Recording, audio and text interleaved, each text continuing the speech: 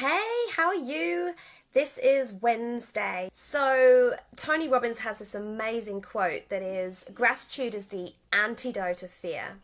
You can't feel gratitude and fear simultaneously, which is 100% true. And so, today's activity is about learning to switch on gratitude, to be able to use gratitude at your will, to be able to have more successful manifestation, but also feel good as well.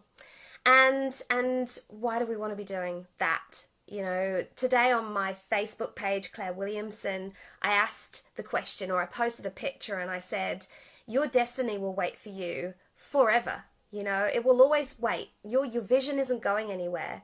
It's just sat there being held really beautifully by the universe. The question is, how long are you gonna keep putting off your dinner date with your destiny? Because every time we let fear hold us back, that's what we're doing. It is where, we're saying no to our destiny. We're saying no to our vision manifesting as reality. And we're bringing those high vibrations right down. Fear is probably the lowest vibration that you can feel, maybe slightly above anger. I don't know.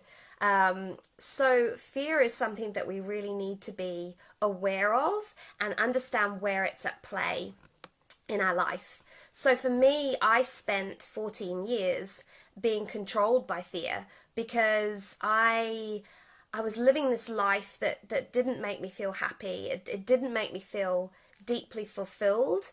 I kind of thought it did at the time, but my anxiety told a different story. I had a really chronic anxiety disorder that got so bad that it took me to the point of not being able to even open my curtains and go outside.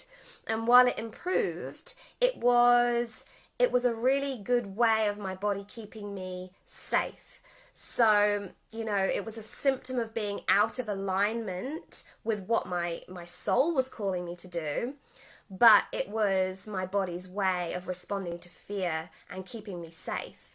So you might be stuck. You might be where I ultimately found myself, just unable to go forward, not sure why nothing's working for you. In your mind, you're trying absolutely everything. You've set this grand vision of prosperity, but it's just difficult to manifest and you can't figure that out. Or maybe you're finding excuses why your vision can't happen. So you're seeing it and then your monkey mind is kind of coming into play and not making you feel worthy of that success. Maybe you don't think you could even handle that level of success. So when you go to take the actions that's going to take you forward, it's like a self-sabotage because deep down you don't actually believe that you can handle that level of success. But you feel the discomfort of your own potentiality untapped. And I want to ask, do you understand what I mean by that potentiality untapped? Because I speak about that quite a lot. And for me, it's really knowing you have this greater purpose and knowing that there's more out there for you in life, but you're just not connecting to it. Because today I want to find out what's really, really holding you back. And for me, it was fear. And I believe for many people, it's fear born out of experiences that create beliefs that hold us back from taking the action that we need to take. And every time something happens that has us feeling confronted or challenged, we shy away. That monkey mind starts. That mental narrative that we talked about yesterday starts to turn around. We wouldn't be good at it anyway. We'd only fail if we tried. I'd be much better if I just stayed here and didn't go and do that tonight. I was so there with Facebook Lives. I literally would talk myself out of every single live forever. I'd be waiting all day and this mental narrative was going around because I guess somewhere in my past there is that feeling of shame, and I think it goes back to school and not feeling as academic as others, and standing up in class to ask a question and just not having the words to answer, and feeling those feelings are what drive the fear. So we self-sabotage. So what can we do differently? That's the question, eh? And gratitude is one thing. Immediately we can embody that feeling of gratitude and the opportunity that fear is even here in the first place. You know, we have the opportunity to face fear and actually square up to fear and ask it a question. You know, why are you here? Why have you got me feeling confronted and challenged? What are you trying to teach me? What do I need?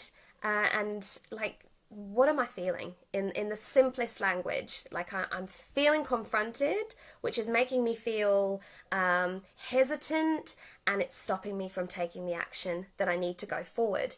It's this self-awareness that will help you go forward, rather than having fear always be one step ahead. And I'd like to put it out there that fear can cure us. You know, fear has this negative, people think of fear in a negative way. You know, fear is that fight or flight, you know, that primal instinct of fear because your life is in danger and you can either fight for your life or run away. Generally nowadays we run away, we don't need to fight. So we run away, but if we do, not in a fight way, not in a confront and cortisol running mad, but in a gentle way, using gratitude first to embody that feeling, that positive vibe, and sort of becoming friends with our fears, and just recognizing it's at play, understanding why it's at play, and taking a journey through it. Because the majority of the time, when we feel fear, it's because we're facing the decisions that stand between us and our greatness. And that's exciting, you know. Sometimes fear does have a valid place. We need to have that fight or flight sometimes to keep us safe, you know, but and then we should listen. But we should have the choice over whether we listen and how we respond. Like everything else happening around us in our life, we always have a choice how we respond. So the experiences that create our fears become our fierce and our motivation to be the best versions of ourselves, because it's the best versions of ourselves that live the best life, that create the most impact. And, you know, I don't know, one of the things that that definitely helped me was every time I felt that I can't, I just remembered that fear was pushing me there, you know, that was fear talking. And it was just trying to make me find all the reasons that I can't so that I didn't. Whereas I could actually make the choice to take the actions that I needed to succeed, and using that process of understanding the fear really helped me to be able to go forward. So how many of you would say that fear is in play for you right now? And in what ways? It would be really amazing if you feel like fear is at play, to let me know in the comments and actually share how you feel it's in play for you. And it doesn't matter if you even can't clearly identify what the fear is or the experience that it's born out of. It doesn't really matter. It's just about identifying that fear is in play so that you can, I guess, move forward. Because if we go back to that destiny, on Monday, we set that vision, we handed it to the universe, and we said, here, this is what we want. This is what we're clear about what we want now. And we know what it feels like. And we're committing to do the work to change our vibration, to meet up, to match that vision so that we can attract each other, you know, so that the universe can just let it come in. So how long will you keep putting off that dinner date with your destiny? Because it is there. Whatever you want is waiting for you, and just waiting for you to do the work to let it in. One of the things that was a real surprise to me, especially because of the experience that my fear was born out of, I was raped, and it broke me, you know, and it was terrifying, and it was confusing, and it was like, it was just like the life stopped turning. It just stopped turning, and I just started existing. And I didn't know what to do with that. I was young, and I shoved it in a box. It just seemed like nobody could help me. Nobody could change that it happened. So I put it in a box, and the fear there was big.